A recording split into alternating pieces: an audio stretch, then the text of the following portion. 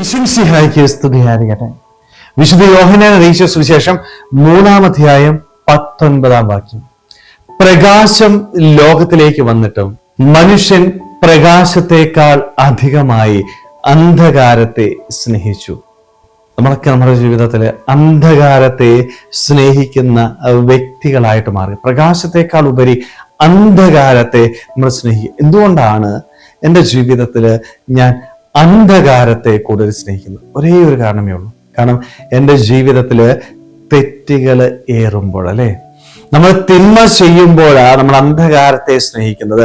ഞാൻ ചെയ്യുന്നത് നന്മയാണെങ്കിൽ ഞാൻ ഒരിക്കലും അന്ധകാരത്തെ സ്നേഹിക്കില്ല, മറിച്ച് പ്രകാശത്തെ സ്നേഹിക്കും. പ്രകാശമായ മിശിഹ ഈ ഭൂമിയിലേക്ക് വന്നിട്ടും പലപ്പോഴും ഈ പ്രകാശമായ മിശിഹായെ സ്നേഹിക്കാനായിട്ടോ പ്രകാശത്തില് വ്യാപരിക്കാനായിട്ടോ നമുക്ക് സാധിക്കുന്നില്ല, അല്ലെ, നമ്മൾ പരിശ്രമിക്കുന്നില്ല. കാരണം നമ്മളിപ്പോഴും അന്ധകാരത്തെ സ്നേഹിക്കുന്ന വ്യക്തികളായിട്ട് മാറി. കാരണം ജീവിതത്തിൽ ഇഷ്ടംപോലെ തിന്മകൾ ഇങ്ങനെ അടുങ്ങി വരികയാണ്.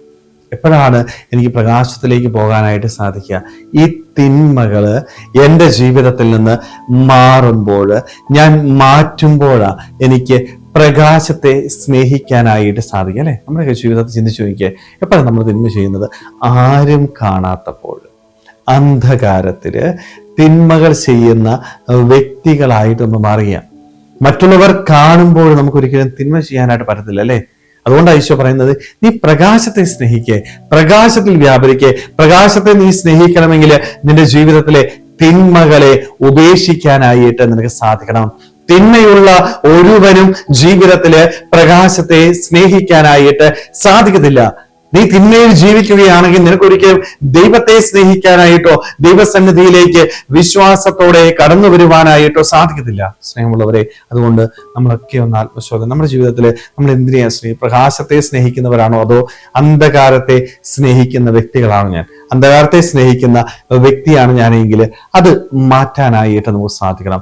പ്രകാശത്തെ നമുക്ക് സ്നേഹിക്കാം. നമ്മുടെ ജീവിതത്തിലെ പാപങ്ങളെല്ലാം ദൈവസന്നിധിയിൽ വിശ്വാസത്തോടെ ഏറ്റുപറഞ്ഞ് പാപമോചനം നേടുവാനായിട്ട് വിശുദ്ധിയോടുകൂടി പ്രകാശമായ മിശിഹായെ സ്നേഹിച്ച് ആ പ്രകാശത്തില് വ്യാപരിക്കുവാനായിട്ട് നമുക്ക് ഓരോരുത്തർക്കും ആത്മാർത്ഥമായിട്ട് ആഗ്രഹിക്കാൻ ശ്രമിക്കാം. ദൈവം നമ്മളെല്ലാവരെയും സമൃദ്ധമായിട്ട് അനുഗ്രഹിക്കട്ടെ.